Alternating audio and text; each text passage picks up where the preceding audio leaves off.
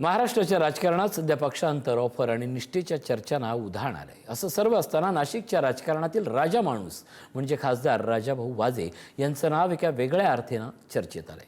ठाकरेंची साथ सोडण्यासाठी मोठी ऑफर आल्याचा दावा त्यांच्या कुटुंबियांनी केला। मात्र ती ऑफर नाकारत राजाभाऊ वाजे यांनी निष्ठा आणि तत्वांशी तडजोड केली नाही। अलीकडच्या बरबटलेल्या राजकारणात वेगळे वाटणारे राजाभाऊ वाजे कोण आहेत पाहूया।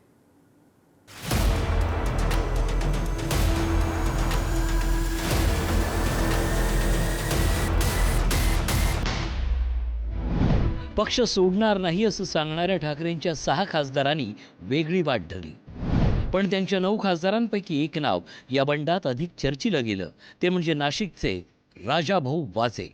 मुंबईतले लोकप्रतिनिधी इथल्या मतदानाची गणितं बघून शक्यतो ठाकरेंची साथ सोडत नाहीत, पण नाशिकसारख्या भागातील खासदारासाठी हे गणित तितकंसं महत्त्वाचं नसतं। म्हणूनच मुंबईतील संजय दिना पाटील ठाकरेंची साथ सोडत असताना नाशिकच्या राजाभाऊ वाजे यांनी पक्षात कायम राहण्याचा निर्णय घेतला, याचं अनेकांना आश्चर्य वाटलं।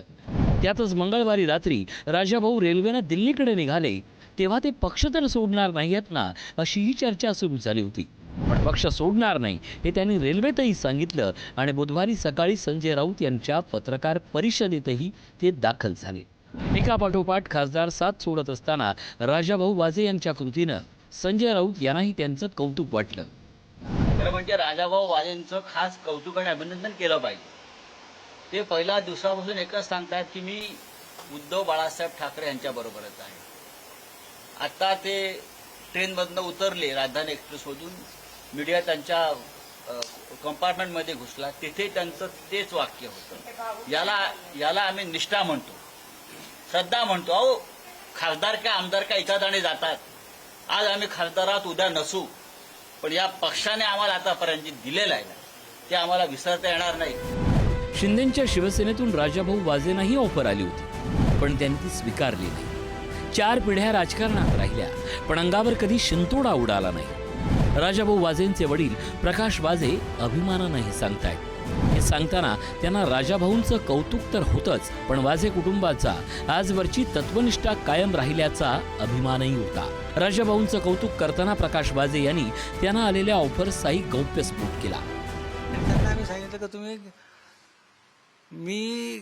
आम्ही जे आहोत ते आम्ही राजकारणात 78 सालापासून मी आहे, त्याच्या अगोदर माझे वडील 57-58 पासून राजकारणात होते।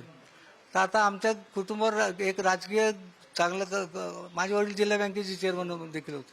हे सगळ्या असा कुठलाही शिंतोडा आम्ही आमच्या अंगावर उडू दिलेला नाही। सगळ्यांनी काळजी घेतली। 4 पिढ्या गेल्यात, 4 पिढ्या आता राजाभाऊची पिढी 4थी। राजाभाऊ आजोबा आहे, 6 पिढ्या झाल्यात आता ह्या सिन्नरमध्ये आमच्या। अजिबात शिंतोड्या आमच्या अंगावर असे कुठले नाही।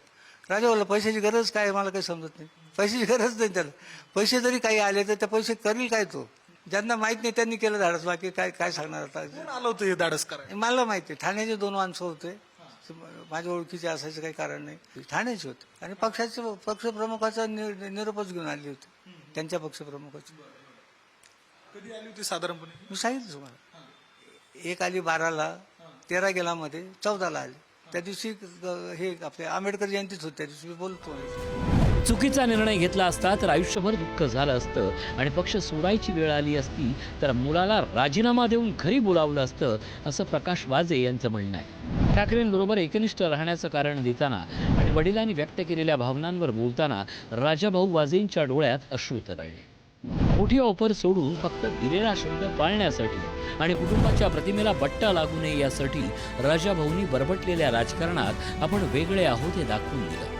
मी काय खूप मोठं काम केलेलं आहे असं मला वाटत नाही। आपण ज्यावेळी उमेदवारी घेतो तेव्हा आपण पक्षाशी एकनिष्ठ राहू असं म्हणूनच उमेदवारी आपल्याला मिळते आणि तेच मी माझं कर्तव्य पार पाडलं। मी नवीन काही केलं असं मला वाटत नाही। सरळ एक गोष्ट आहे की आपण वैयक्तिक विचार न करता ज्यांच्यामुळे आपण ज्यांच्या पक्षावर निवडून आलो त्यांच्यावर राहणं हे आपलं कर्तव्य आहे आणि ते मी पार पाडलं। मी काही खूप मोठा त्याग केलेला आहे असं मला वाटत नाही। राजकीय लोभापेक्षा विचार आणि निष्ठेला प्राधान्य देणाऱ्या वाजे कुटुंबाचे राजाभाऊ वारसदार आहेत। आपल्या कुटुंबाचा वारसा जपताना राजाभाऊंनी घेतलेल्या भूमिकेनं त्यांचे कार्यकर्तेही सुखावले।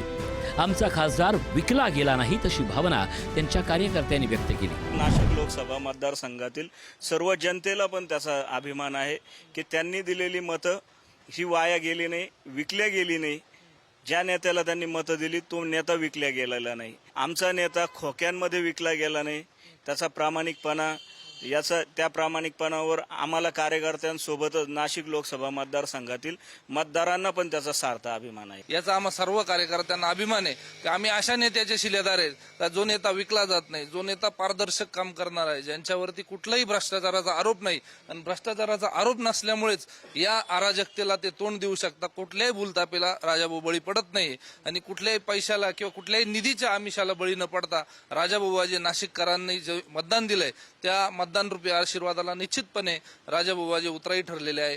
पुढच्या इतिहासामध्ये जो निष्ठेने राहिलाय आणि जो निष्ठेने शेवटपर्यंत राहील त्याचंच इतिहासामध्ये नाव घेतलं जाईल आणि जे विकले गेलेले त्यांचं विकले गेलेलेच असंच नाव आहे. सध्याच्या राजकारणात तत्व आणि निष्ठा दुर्मिळ होत असताना राजाभाऊंनी घेतलेली भूमिका वेगळी वाटणं स्वाभाविक आहे.